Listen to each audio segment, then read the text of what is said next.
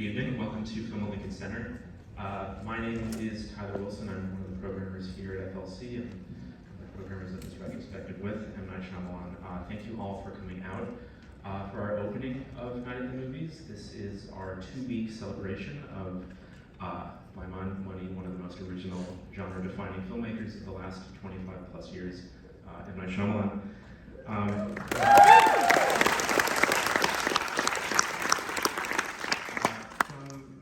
Through September 4th, we're going to be screening 12 of Night's features, his career to date.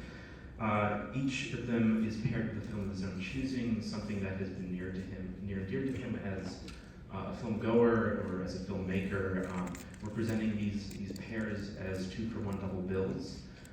Most of them are on 35mm. It is an incredible deal. It's a deal I put my neck on the line for. So take advantage of it while we are presenting them in the cinema. These selections that he's paired his films with range from just canonical works to cult favorites, a few curveballs in between. But each of them, I believe, is giving you a different lens through which to view his own work. And of course, Knight is going to be here throughout the program, so we'll get to hear from the man himself. He will be here after the screening of The Village tonight for a Q&A, so please stick around for that. He's going to be here tomorrow for Split, and then he returns next weekend for Unbreakable and Lady in the Water. Yeah, thank you all for coming tonight, but I hope you'll take advantage of the other events and screenings that will happen between now and September 4th. But okay, now for the double feature presentation. We're kicking off tonight with The Village, which Knight has paired with the original Planet of the Apes from 1968, directed by Frank Schaffner. Both of them are screening on 35mm. I'm curious, who has not seen The Village? Wow. It's not a dramatic split, so I'm not sure what to do with it, but for those who've seen it, no. For those who have not, I'm going to just give a little bit of context. This movie came out in 2004 on the heels of enormous success, beginning with The Sixth Sense in '99, Unbreakable in 2000, Signs in 2002, one of the best cinematic actors, by the way. So expectations were incredibly high, maybe even impossibly so. And I think they were also shaped by the kind of filmmaker people sort of assumed Knight to be at this point. Audiences, critics, I certainly remember myself walking into this film sort of expecting a full-fledged monster movie creature feature. But I think in classic form, Knight sort of directed toward this something totally surprising and different, for this Gothic cross-generational love story that, despite its period piece artifice, is actually responding pretty directly to the social and political reality of living in America in 2004. So in a way, it is actually still a monster movie, just maybe not one many people thought they'd signed up for, or were maybe even willing to sort of think about in the way that Knight was sort of defining the modern American monster.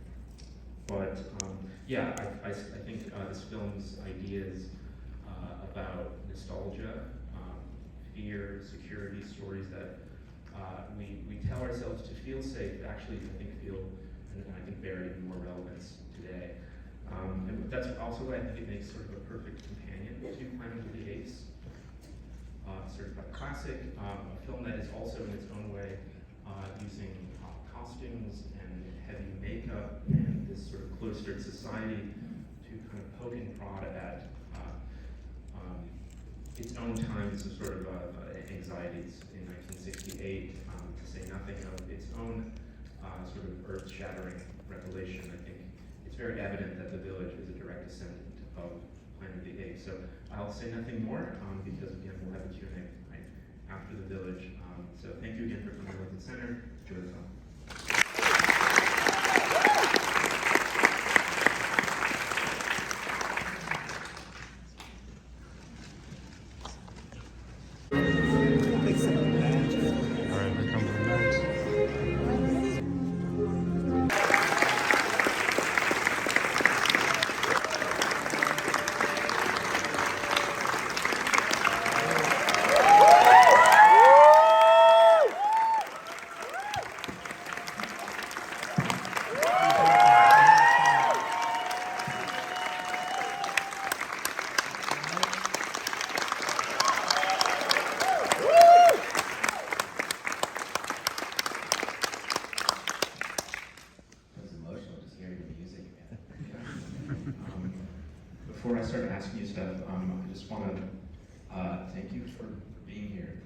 write this retrospective.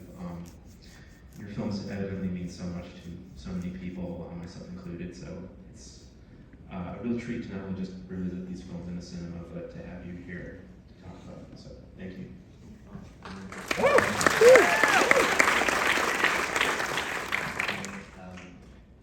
It's very emotional to see your films together like this, and for you guys to come and you know how quickly you all came to do this and came to see this movie and all the movies. It means so much.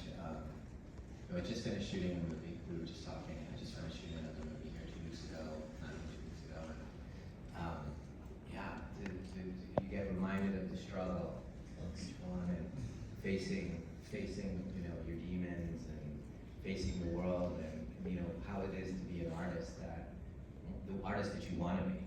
I used to hear a story about, I don't know if it's Bob Dylan in the room, and they got quiet.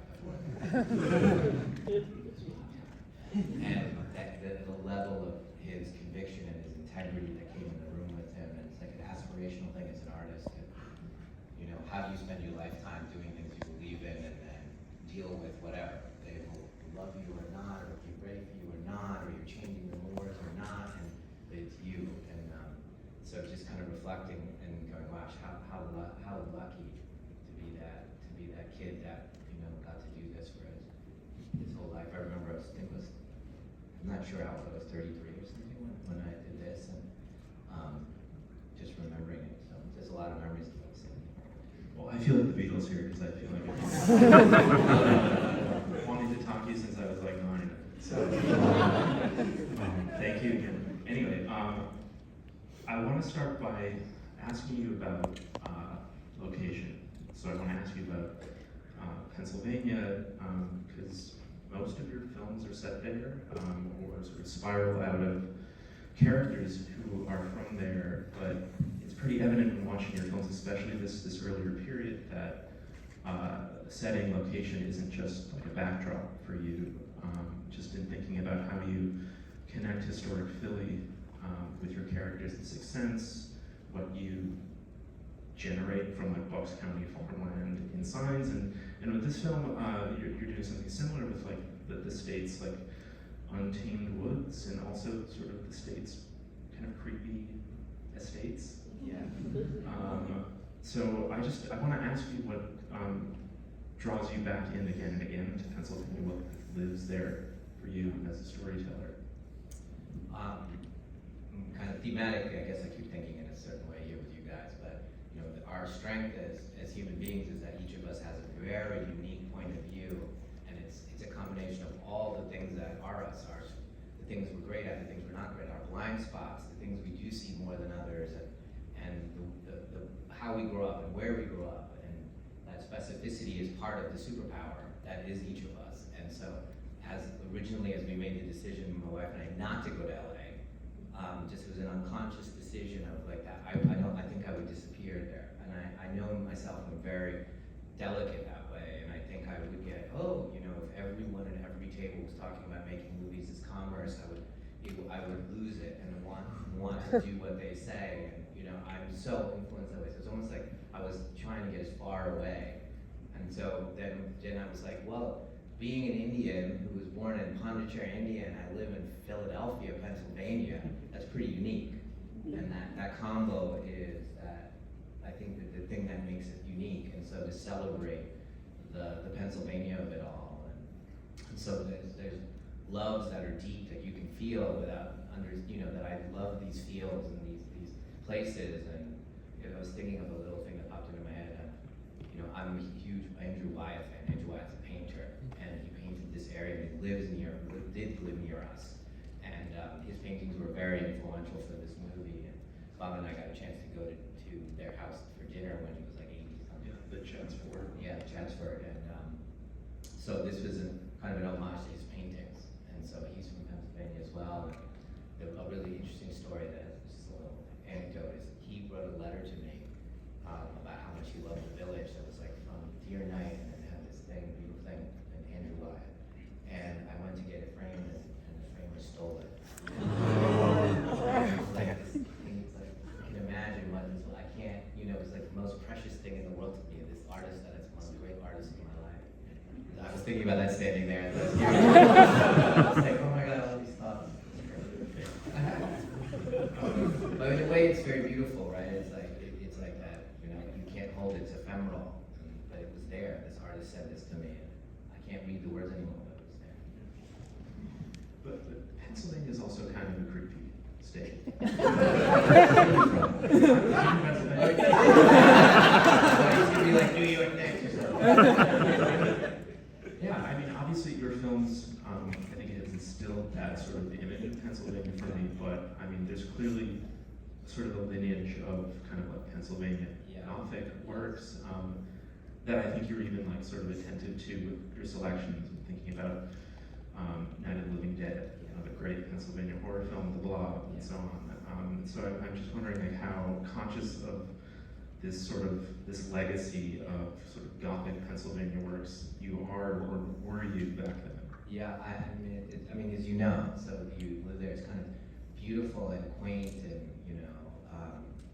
and a perfect setting. It's like my version of as you said, an American Gothic, like a setting that is America to me. I don't know if you feel that way, but like it's slightly back in time in certain places, and then you can set anything that was supernatural against it. Is quite amazing, and perhaps the masters that did this before, like Living Dead and The Blob, and they understood that innately, and that juxtaposition of the simple and the quiet versus this kind of extraordinary. So it's also the birthplace of the first American horror novel. Is that right? Yeah. Wieland. Oh yeah. Charles Bronson. Yeah. Anyway, I think about that book with The Village, but anyway, my next question is I want to ask you about how you conceived of this sort of creature design, those we don't speak of. Are you drawing from like folklore, or? Yeah, I'm trying to remember. We had, I think Crash McCreery was a designer, I think, on that one, and a creature designer was just brilliant, and he was also on Lady in the Water.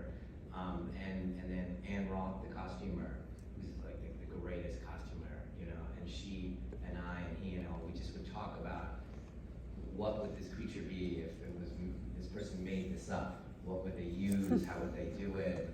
What this mythical creature that this person is pretending to be.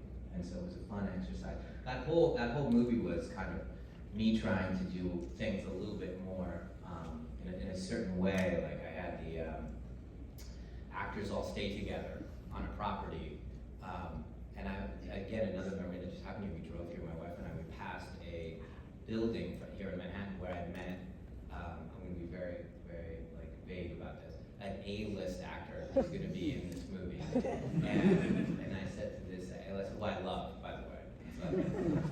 And I said, hey, this is how I'm seeing it. You guys are all gonna live like on a farm for like months, and you're gonna learn to shear sheep, and you're gonna do, churn butter, and I got it all set up. And he was like, you can do that, but you're gonna find me at the Four Seasons. This literal line, and then I was like, oh, maybe this isn't the right person. And I passed the building where that happened on the way here. Well, can you talk about sort of finding your cast? I mean, this was like Bryce Dallas Howard's first major film role. It's incredible. Yeah, she was amazing. We saw her, my wife and I saw her on a play at the Public here. She was playing Rosalind, I think, in As You Like It. And I was like, as soon as I was watching the play, and she's the daughter of Ron Howard, who I was friends with as a director. I just met him at dinners and like that. And so I went to this play and saw her, and she had that spunk, obviously in that role specifically, but and then when I met her after, I was like, wow, I think this person can do it. And then I met her for lunch, and I gave her the script, and she was like 22 or something at the time. I mean, the performances all around are incredible. Everyone is so committed to the bit on multiple levels, I guess. And I think once you toss aside this idea of monsters lurking outside the woods, what you get is this movie about parenthood and about protecting your children or failing to protect your your children. And it, if there's one theme that I think is sort of connecting all of your work, it's that each of your films are about family. So I guess I want to ask, back in 2004, what ideas were you having or thinking about in terms of parenthood, family, that sort of found its way into this story? First of all, my daughter's here. Where are you? Raise your hand. There she is. That's our youngest daughter. She'd never seen The Village. This you guys saw with her, so I was like, let's see it with this crowd today. So I can't wait to talk to her. She's our youngest, by the way. Explain why she hasn't seen it. She was a big scaredy cat when she was young. Tell her. And so she didn't want to see anything that was like had any scary things. So now she's older, and she has her boyfriend there. And she's not mad at me.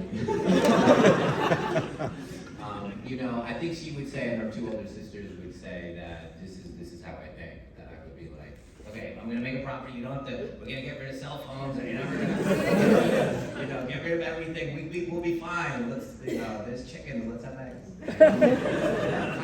kind of quasi version of this right now. This is kind of like, but this actually came from that feeling of wanting to protect them, and do anything, and then going, what if I had all the money in the world? What would I create to protect them? And then could I find like-minded people? And then what would that mean? What would the group have to have gone through to make that kind of commitment to leave? But it also came from a real life place, which is where we lived. There was, at that time, there was an estate right next to us that you could drive by every single day, and it had a fence line, and it was from a very, very, very wealthy family, and then it's a famous place, Foxcatcher. So that's right next to us, and so at that time it was all this fencing that went on for miles, and you hear all the rumors. There's a mental institution in there.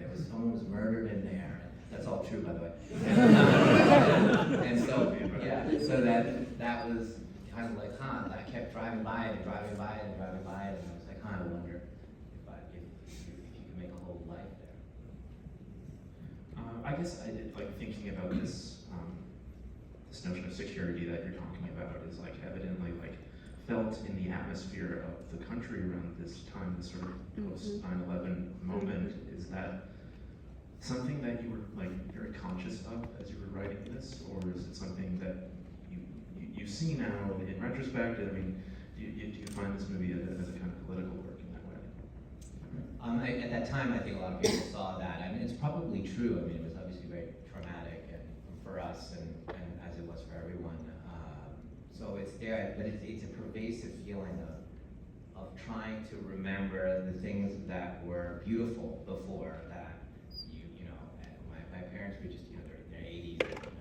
They drank their milk in India from a cow that was in the backyard. And the things that we were like, oh my God, farm to table. Everything was farm to table. And everyone, they were like, farm to table, that's everyone's house. And so there's certain things that were so beautiful. And my mom was saying, the lights went down and you go to bed. That's it.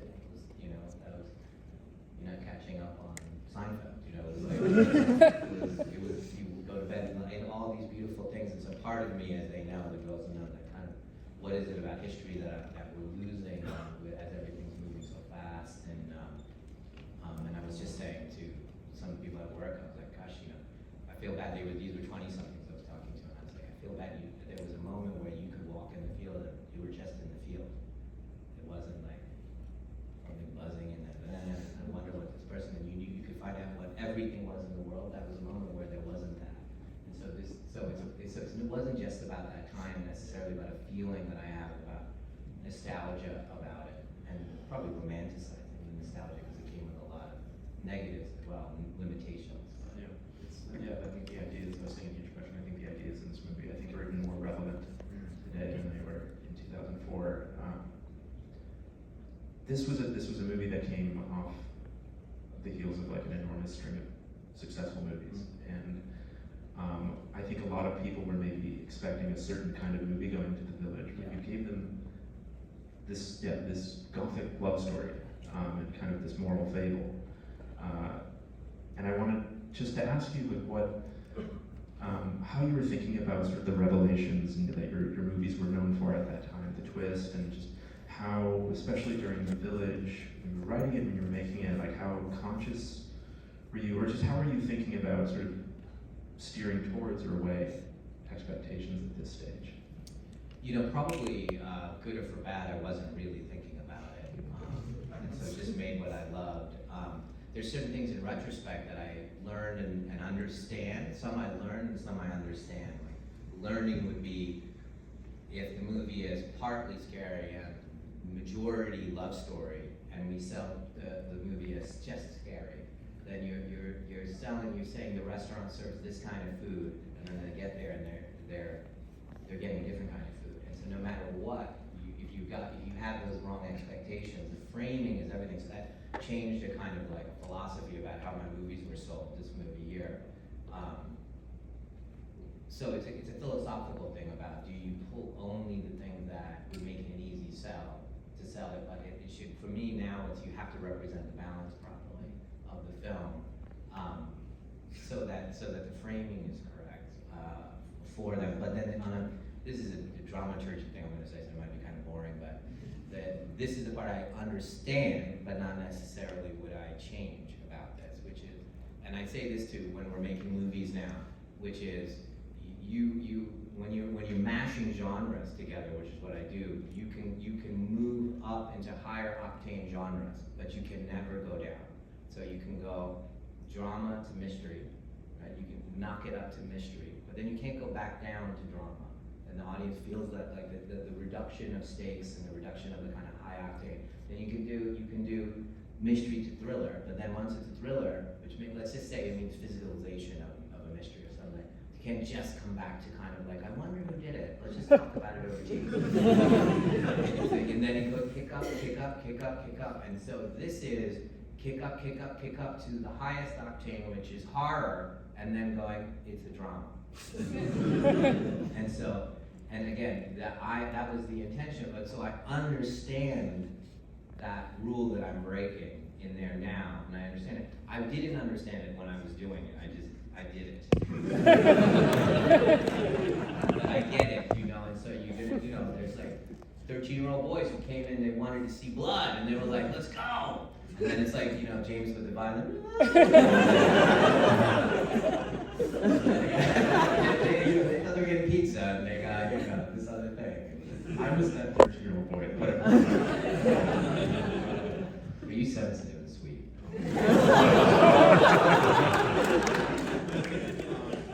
Alright, I only have a couple more questions. I know the audience probably has so many.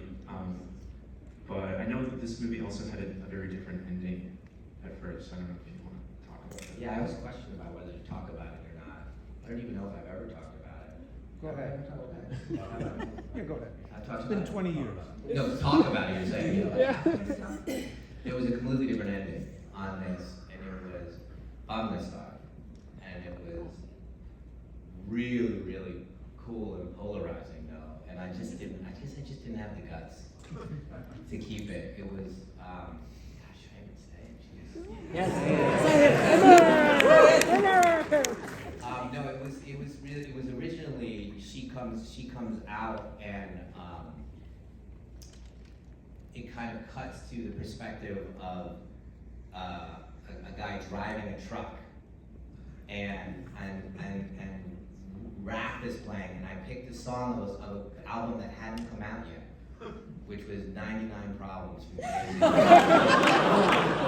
So literally the movie goes from that music and that thing to suddenly you're in a car and you hear 99 Problems, but bitch ain't one. And this time you're just in complete shock. The whole audience is like, what the hell? And then you jump to this dude, this random dude's point of view, and he almost hits this girl who jumps over a fence, and then in the whole interaction that they have, and then there's a whole thing with this driver and the gas station attendant, and they're modern and they're crass and all this stuff, and you see this innocent person, and she goes back, and he conspires to have her go back, but it was so aggressive that literally, I remember we showed it to an audience, and they were like, half the audience was like, this is my favorite movie of all time. The other half was like, I was so offended, I can't believe it. And I was like, and I think, and of course Bob saw both of them, but yeah, I don't know, but I love this one that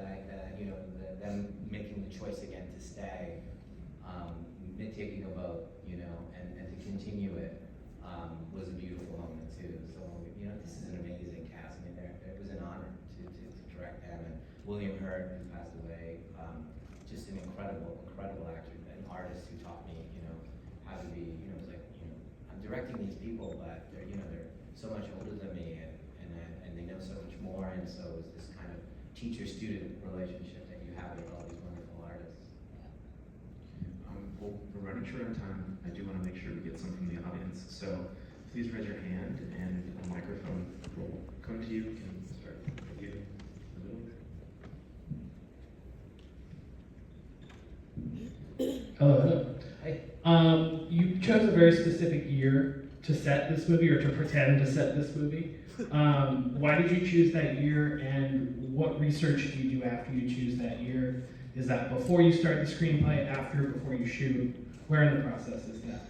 Oh gosh, I'll be honest, I don't remember why I picked that particular year, but then once we did do all the, what would they have, and what would they dress like, and what would, and what they would have done. We went through the process with Ann Roth and everybody that was involved, the production designer. What would they be mimicking? What are the limitations? Because it's a construct that they're doing. They're doing what we're doing as a film company. They're doing the exact same thing. And so they're figuring out, okay, don't use this for the paint. You can't, because they didn't have access, that kind of thing. So we did as much of, and we tried to stay as faithful to that time period as possible. So that was I love vocabulary, nomenclature, restrictions to say, this is it. This is all we're using, and we're not using this color for this, or we're using all this. That was kind of a wonderful exercise to say, what would these characters do, which is very similar to what we did. Okay. Yeah.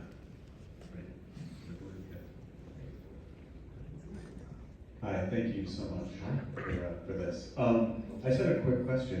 Do you have in your own head what you think Ivy's color for Lucius is? That's so sweet. That's so sweet. When you said it, I had this kind of, I don't even know what it means. Maybe one of you kind of new agey keeps in here, but it's like purplish with a little bit of pink. So that was what was in my head. I'm gonna tell you a real quick anecdote, which was the score, which is one of my favorite scores James did. We really wanted a violinist, a world-class violinist. So Hilary Hahn did all the violin, and Hilary Hahn is one of the world's best violinists.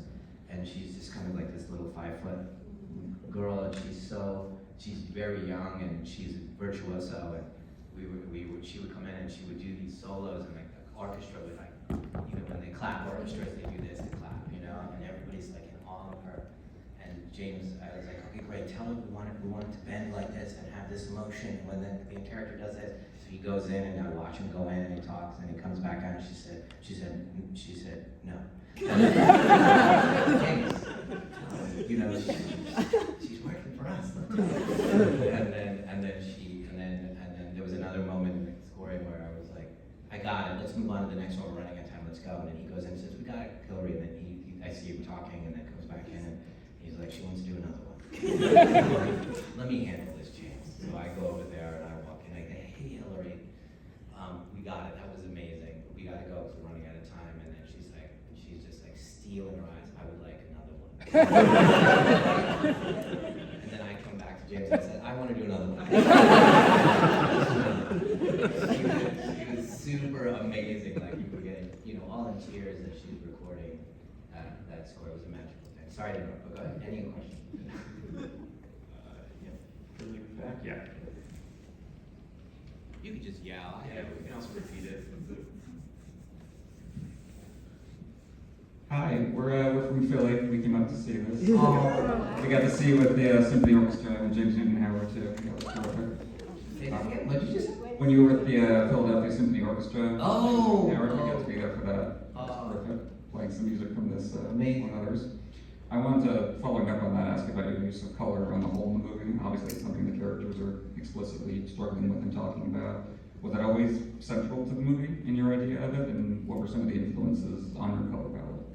Thank you. Yeah, I did the Andrew Wyeth paintings were the primary interest, and then again we were bound by the colors of the time to some extent, and what were the blues and the grays and the yellows, and what did they look like, and there's certain colors are just not they weren't ever used in that time. So the colors generally, and again another vocabulary, it's everything it has an impact on you guys, and is a tool for storytelling. Film, I believe, is the best form, the highest form of art, because it's all the art forms together. It's dance and poetry and lighting and painting and fashion and you name it, and to take advantage of that as a language and understand it, just so that I'm not passive about the decisions about color. And in this one, this taking this palette, this Andrew Wyeth palette, and the time period, and the Andrew Wyeth palette is because the area is so old. I mean, these buildings are hundreds and hundreds of years old, and so they have this feeling and colors to them, and where you are in the United States and where the sun is, it hits you in a certain way, and those colors, and then how can we break from it with the red and use it in a way that doesn't belong there. And so you generally have those conversations about colors, and have it with the costumer. In this last movie, we all, as a group, decide what colors to not use, why we're using it, which characters are going to get the benefit of those colors, and how it influences the others, those kind of things. Way in the back. Yeah, just yell, do it, I trust you. I was one of the half of the audience who had never seen this, and I'll speak for everybody and say, great movie. I was wondering if you haven't. Oh, great. If you haven't already spoken about this, I don't think you did. What does Planet of the Apes mean to you, and why, without spoiling any more, why did you pair it with this movie? Yeah, well, before I answer that, how many in here have not seen Planet of the Apes?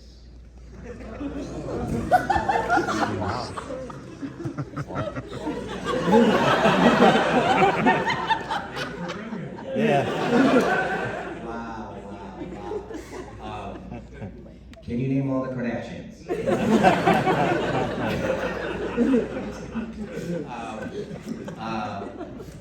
Gosh, how can I talk about this now? I don't even like to say that. But gosh, how can I tell you? You mean it'll be, I guess, it's a very profound, I'm going to really talk around this. It's going to be unsatisfying. Actually, I can't ever spoil this for all of you guys that have just raised your hands, but there's a kind of a profundity. Like when I saw the original Planet of the Apes, it really, really affected me, made me profoundly, in terms of film structure and what it was saying, sociologically, in every way, and super powerful, and yet was working as a ride all the way through, and that there was a kind of a primitive fear at the center of it, primal fear, like almost an animalistic fear, literally. And that was, we viewed that when we were talking about kind of, with James and everybody in sound design and all that stuff about the village as kind of, this creature that lives in the woods, and what kind of want to evoke is, juxtaposing that kind of animalistic thing against this Pennsylvania backdrop. I was asked to remake the Planet of the Apes when I read, at some point, I forgot what year it was. I think Tim ended up doing it, Tim Britton ended up doing it, but I was asked to do it, and if you read the book, which I hope you guys do, and see the movie, it's a seminal moment of what they did structurally. That's all I want to say. For those of you that haven't, the half of you that have seen it, we'll talk about it later at the bar. But yeah, they're very tied in that way for me. A community and learning something about the community and the world, the larger world, the canvas that the story is being told on. Do we have time for one question? Yeah, let's do a couple more. Or maybe one or two more, depending on the length of the question. Right here? Yeah. Well. In these 2 decades since making this film, and since becoming a parent and raising your children, have the ideas around the knowledge and concealing to protect versus the harms that it causes changed? a great question. Did you guys hear him? He was saying, has my ideas about knowledge and then the concealing of that and the harm that it could do, has that changed? Is that correct? Yeah. No. So funny, that question presupposes that there is a primary harm rather than a good, which immediately as you asked that, I was like fighting it. I'm like, no, this is good. This is good. Shivani's like, oh man.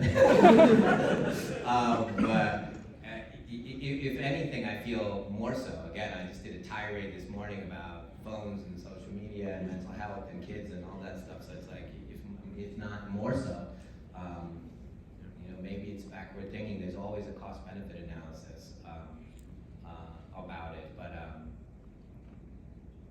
yeah, and that's what the struggle was, which is we have the knowledge to save the children in this movie.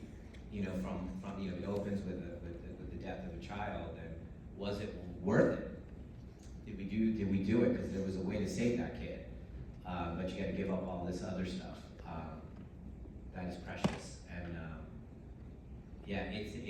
you have to find the people that weigh that much. And there's religions and things that are like, we don't take medicines and we're gonna pray, and then the person dies and then, well, that's the way God wanted it. It's not. We don't want it to be necessarily that as much as it is an understanding of what we've lost. So. Which is, I shoot on film. I just shot this last movie on VistaVision. We do and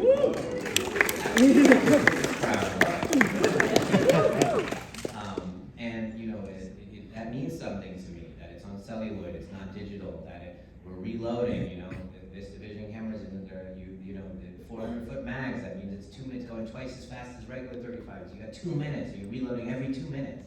And that stuff. Is it worth it to do it that way? There's so much more faster ways to do it. And while we're all standing there and the actors are emotional, they're reloading again after 2 minutes, and everyone's quiet, and we're staying there. And I think there's something in there. There's beauty in the limitations of that right in the middle of the thing, I have to keep stopping every 2 minutes that we roll to reload, and we're all quiet. And the preciousness of that new load that's coming in. This is a little bit of the things that. So probably I'm giving you a long-winded answer of no, it hasn't changed. Well, all right, speaking of limitations. One more.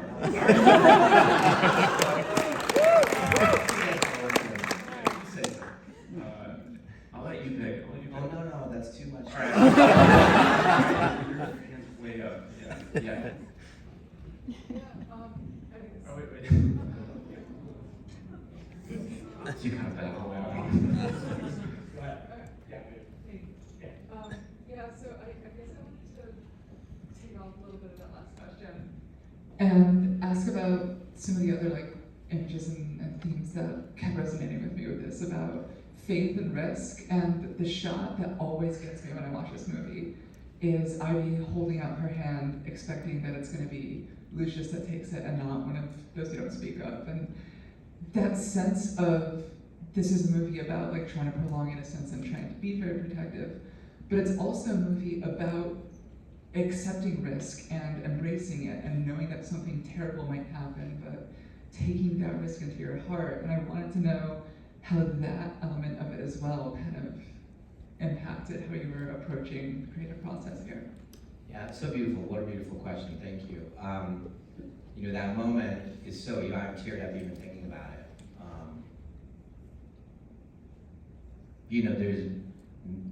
For me, and I say this to actors, when I feel that you're gonna come in audition and you'll do it any way I want you to do it, you have nothing to offer me then. For me, there's non-negotiables, and everybody knows there's non-negotiables. There's no money, there's no amount of money, there's nothing you can say that would ever tempt me to do it the other way. And so in some ways there's a non-negotiable when she's like, I'm gonna give every last second for the person that I love to come back, and if I perish, this is non-negotiable, And so this kind of something about having things that are so sacred to you that the stakes don't matter. So what it is, how we build a life, and you know, how we're doing this life and how to, you know, to do this with integrity for you guys and make these movies so you can, you know, hopefully, you know, and I'm not, you know, certainly not perfect at it, and I get corrupted as well, but the aspiration is that to be that pure as Ivy. And the way she did it, and the way Bryce did that moment where she was like, no, and they're screaming at her basically, say, you know, evaluate this moment differently. And she's like, no, it's really clear to me, you know? And if there's even a chance, 1% chance that he's out there, I'm gonna hold my hand out here until he grabs it. And I know he's gonna come in, I know how much he cares about me. And that faith and just kind of being at peace of that, when the picture's coming, it's, yeah, and then when James scored that, you know, and I was like, it's one of my rare things that I've done in slow motion too, like where I go to slow motion. And, but yeah, thank you, so I hope I answered it somewhat. I feel like we should take the other guys. Yeah, Thank you, I appreciate it. I wanted to talk about your directing of children and young actors, green actors, obviously Bryce, 22, but relatively new in her journey, and the visit, and the Sixth Sense. You've taken so many wonderful children performances and put them to the screen, and I wondered if you approach directing children the exact same way you do adults, and that's what brings out that performance, or if you approach directing them in a different way, and as you've had kids and raised kids, has your way of directing children changed at all? I would say it's a great question, thank you, and it's theoretically the last question. It's a beautiful one, because I think it made me think about my belief systems, which are everybody's extraordinary, first of all, that is my belief system. And I tend to want to direct children or inexperienced actors and theater-trained actors. Those are the two that I love to work with, and you see this movie's full of both of those. The world's best theater actors are on that screen as well. They've like all won Tonys and this, like, you know, and because the children are right, and I just answered this to someone else, the children are right at the faucet of inspiration, of truth. They're right there, they don't have any craft at all. They're just rawly right there. I can bring the craft by saying to them, this is who she is or he is, and she's feeling this way or he's feeling this way, and we need to protect her. I always tell the kids, we're going to do this together. We're going to bring her to life together. And when you did this, she felt this. Are you sure she feels that way? Is that what she would feel? And this child is imagining it, and they feel so purely. And then the theater trained actor knows how to get to that raw faucet as well. And both of them are good with the way I do movies, which is long takes and not much coverage. And so I'm trying to catch something very, very raw and messy and real within my hugely formalized way I shoot. Like this with me and Roger Deakins, we wrote out every single shot, how we were gonna do it in my house, and we did the whole thing, and then get raw actors to be in there to messy it up. And I hopefully with our girls, treated them like they were, equals, not as, how are we doing today? Are we good? Something like that, It was, hopefully, they always felt seen in an extraordinary way. And so the children, I called them on it, on their truth about it. And I'll say, what you just did made me feel this about him. And are you sure that's what we want to feel about him? And they'll tear up, and then they'll say no. And then I'll say, what do you think he feels? And then they'll say something, and they're tearing up about it. And I'll be like, roll camera. And as soon as we're having that conversation, and they're right there, and we go. I remember when we did Signs, and Abigail Breslin did her scene at the table. She was just so, I talked to her, and she went first, and she was so emotional and so real. Joaquin and Mel were like, I'm not going next, forget it. It was so like right at the faucet, and so always having the children. And I think Bryce, even though she was in her 20s, was still like at that place, and it was just a beautiful, beautiful experience. I hope I answered that. They're angels, so it's like you learning from them. Thank you guys.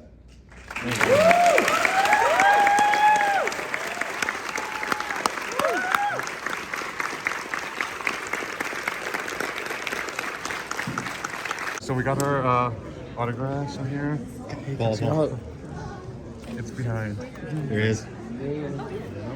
Great guy. It's such a cool. We got something back. I think pictures are good. I love your job. Yeah. Thank you. You were asking about Q&A. We literally. This is what I want. So.